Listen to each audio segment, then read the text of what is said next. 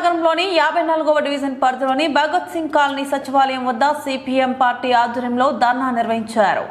ఖాళీ స్థలాలకి సొంత యాజమానులకే పట్టాలు ఇవ్వాలని, స్థలాలు మరొకరికి కేటాయిస్తే ఒప్పుకునేదే లేదని సిపిఎం నేతలు హెచ్చరించారు. ఈ సందర్భంగా సిపిఎం నగర కార్యదర్శి కత్తి శ్రీనివాసులు, నగర కార్యదర్శి వర్గ సభ్యులు జి నాగేశ్వరరావు మాట్లాడుతూ ఈ కాలనీ సిపిఎం పార్టీ పోరాట ఫలితంగా గత 14 సంవత్సరాల క్రితం ఏర్పడిందని అన్నారు.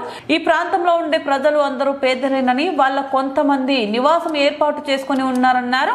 మరికొందరు ఇల్లు నిర్మించుకునేందుకు స్తోమత లేక ఖాళీ స్థలాలుగా ఉంచుకున్నారని అన్నారు. కొంతమంది వాళ్ళ పిల్లల భవిష్యత్తు కోసం కూడా ఇవి కొనుక్కున్నారని అన్నారు. అయితే నేడు కూటమి ప్రభుత్వం సర్వేల పేరుతో అధికారులను పంపించి ఫోటోలు తీస్తూ ఇవి మరొకరికి కేటాయిస్తామని చెబుతూ ప్రజలను భయభ్రాంతులకి గురి చేస్తుందని అన్నారు.